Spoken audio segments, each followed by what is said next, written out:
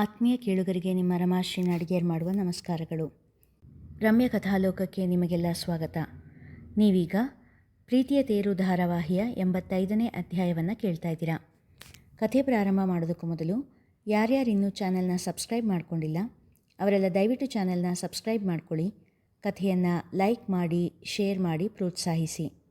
ಈಗ ಕಥೆಯ ಮುಂದಿನ ಭಾಗಕ್ಕೆ ಹೋಗೋಣ. ಅದಿತಿ ನಿಮಗೆ ಫೋನ್ ಮಾಡಿದ್ಲ? ವಿಷಯ ಗೊತ್ತಾಯ್ತಾ? ಸೌಭಾಗ್ಯಮ್ಮ ತೆಂಗಿನಕಾಯಿ ತುರಿಯುತ್ತಾ ಕೇಳಿದರು.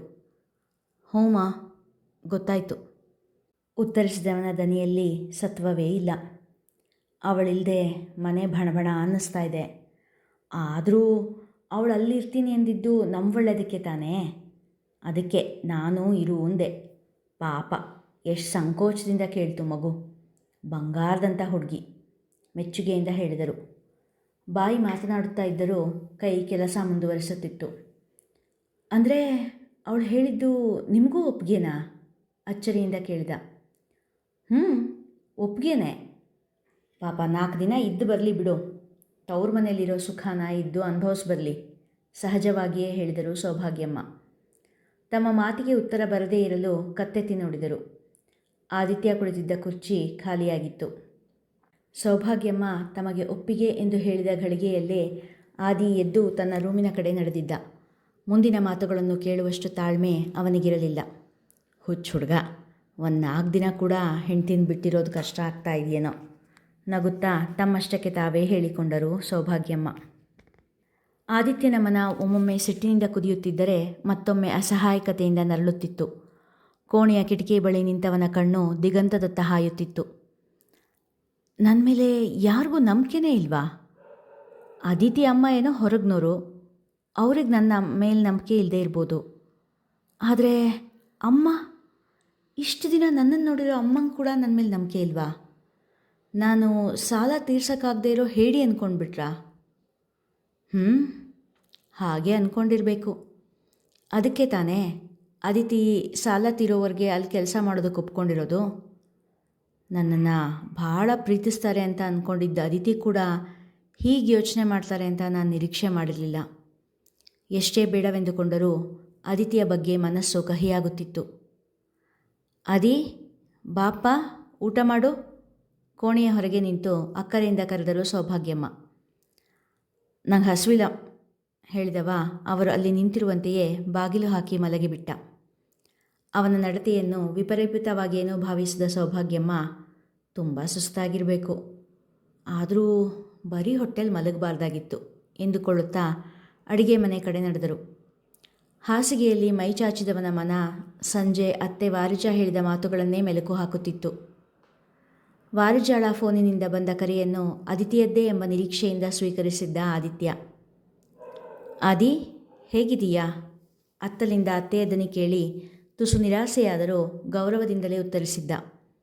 ಸ್ವಲ್ಪ ಹೊತ್ತು ಕ್ಷೇಮ ಸಮಾಚಾರದ ಬಗ್ಗೆ ಮಾತನಾಡಿದ ವಾರಿಜಾ ಆನಂತರ ನಿಧಾನವಾಗಿ ವಿಷಯ ಪ್ರಸ್ತಾಪಿಸಿದ್ದರು.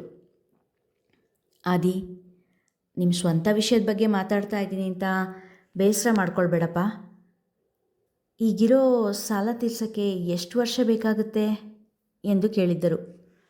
ಅವರು ನೇರವಾಗಿ ಹೀಗೆ ಕೇಳಿದ್ದು ಇಷ್ಟವಾಗದೆ ಹೋದರೂ ಅವರ ಮಗಳ ಜೀವನ ಕೂಡ ಇದರೊಂದಿಗೆ ತಳಕು ಹಾಕಿಕೊಂಡಿದ್ದರಿಂದ ನೇರವಾಗಿಯೇ 6ರಿಂದ 8 ವರ್ಷ ಅತ್ತೆ ಎಂದು ಉತ್ತರ ಕೊಟ್ಟ. ಅಷ್ಟರೊಳಗೆ ಖಂಡಿತ ಸಾಲ ತೀರುತ್ತೆ ಅಂತೀಯಾ? ಅನುಮಾನದಲ್ಲಿ ಕೇಳಿದರು ವಾರಿಜಾ. ಯಾಕತ್ತೆ, ನಿಮಗೆ ನಂಬಿಕೆ ಇಲ್ವಾ? ಸಹಜವಾಗಿಯೇ ಆದಿತ್ಯನ ದನಿಯಲ್ಲಿ ಅಸಮಾಧಾನ ಇಣುಕಿತ್ತು. ನಂಬಿಕೆ ಪ್ರಶ್ನೆ ಅಲ್ಲಪ್ಪ, ವಾಸ್ತವದ ಪ್ರಶ್ನೆ. ನೋಡು, ಈಗಷ್ಟೇ ಮದುವೆ ಮಾಡಿದ್ದೀರಾ. ಇನ್ನು ಅವಳು ಬಸ್ರಿ ಬಾಣಂತಿ ಅಂತ ಬಂದರೆ ಏನು ಬಂತು, ಬರ್ತಾಳೆ, ಬರಲೇಬೇಕು. ಆಗ ನೀನು ಲೆಕ್ಕ ಹಾಕಿದ ಹಾಗೆ ಸಾಲ ತೀರ್ಸೋಕ್ಕಾಗುತ್ತಾ?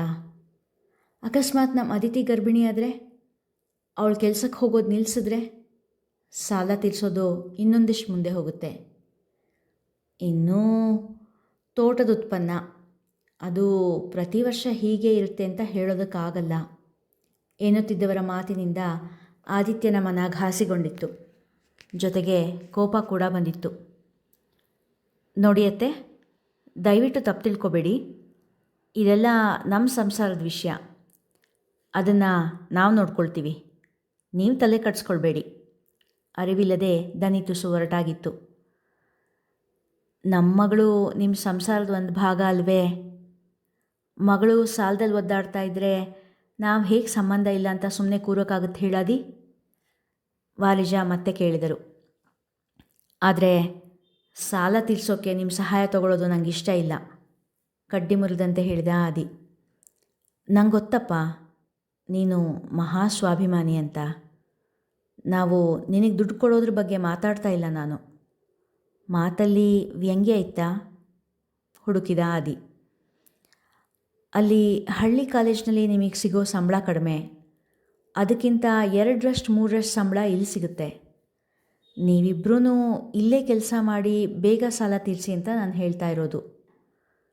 ಏನೋ ನಾವಿಬ್ಬರೂ ನಮ್ಮೂರನ್ನು ಬಿಟ್ಟು ಅಲ್ಲಿಗೆ ಬರಬೇಕಾ? ಅಚ್ಚರಿಯಿಂದ ಕೇಳಿದ. ಪರ್ಮನೆಂಟಾಗಿ ಇಲ್ಲಿಗೆ ಬನ್ನಿ ಅಂತ ಹೇಳ್ತಾ ಇಲ್ಲ, ಸಾಲ ತೀರೋವರೆಗೂ ಮಾತ್ರ. ಹಿಂಜರಿಕೆ ಇಲ್ಲದೆ ನುಡಿದಳು. ಅತ್ತೆ, ಅಲ್ಲಿ ಸಂಬಳ ಹೇಗೆ ಹೆಚ್ಚಾಗಿ ಬರುತ್ತೋ ಖರ್ಚು ಕೂಡ ಹಾಗೇ ಇರುತ್ತೆ ಅಲ್ವಾ? ನಾನು, ಅಮ್ಮ, ಅಭಿ, ಅದಿತಿ 4 ಜೀವನ ಇಲ್ಲಿಗಿಂತ ಅಲ್ಲಿ ತುಟ್ಟಿ.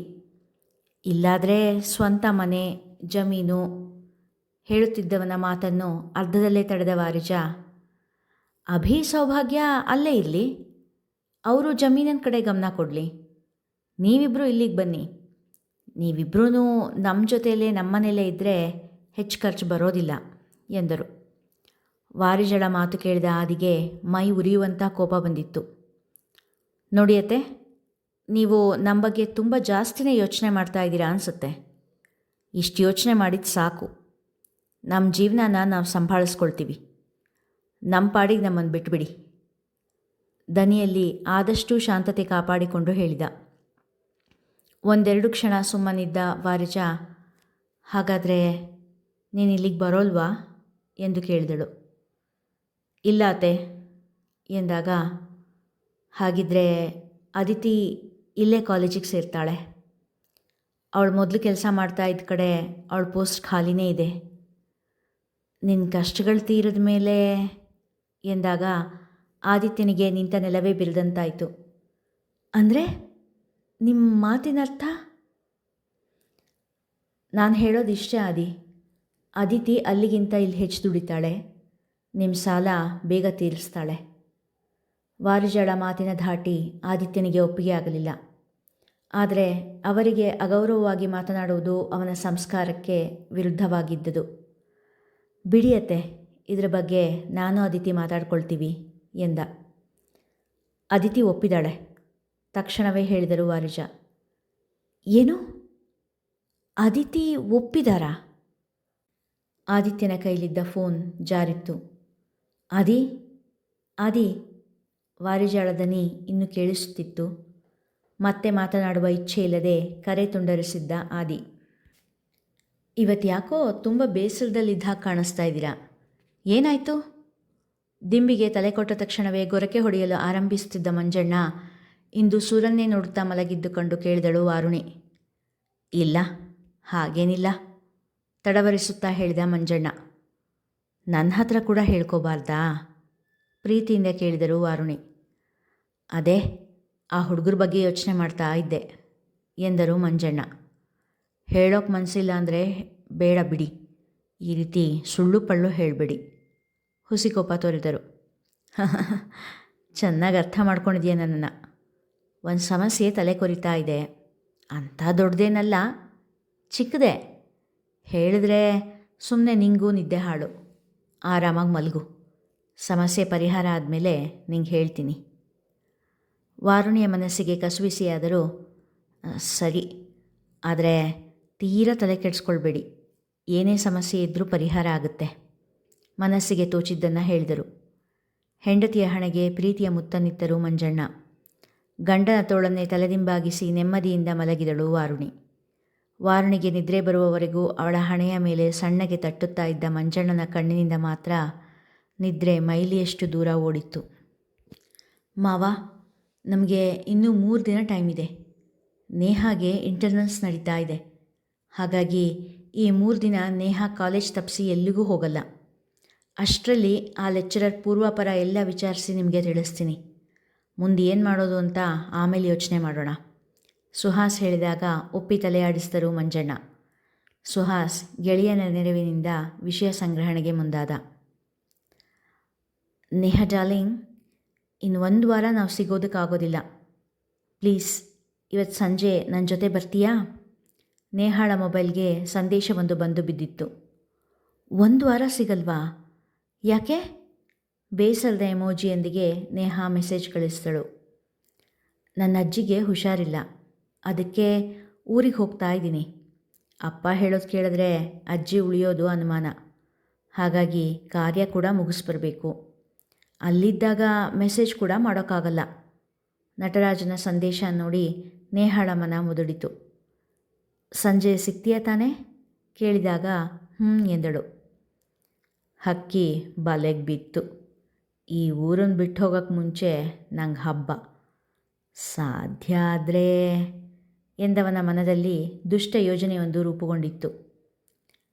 ಲವ್ ಯು ಚಿನ್ನು, ಬೇಗ ಊರಿಗೆ ಬರ್ತೀನಿ ಎಂದು ಹೆಂಡತಿಗೆ ಮೆಸೇಜ್ ಮಾಡಿದ ನಟರಾಜ. ಇಲ್ಲಿಗೆ ಇಂದಿನ ಸಂಚಿಕೆ ಮುಗಿಯಿತು. ಮುಂದಿನ ಕಥೆ ಮುಂದಿನ ಸಂಚಿಕೆಯಲ್ಲಿ. ಕಥೆ ಇಷ್ಟವಾಗಿದ್ದರೆ ಹೆಚ್ಚು ಹೆಚ್ಚು ಜನರಿಗೆ ಶೇರ್ ಮಾಡಿ, ಕಥೆಯನ್ನು ಲೈಕ್ ಮಾಡಿ, ಕಾಮೆಂಟ್ ಸೆಕ್ಷನ್ನಲ್ಲಿ ನಿಮ್ಮ ಅಭಿಪ್ರಾಯ ತಿಳಿಸಿ ಪ್ರೋತ್ಸಾಹಿಸಿ. ಧನ್ಯವಾದಗಳು.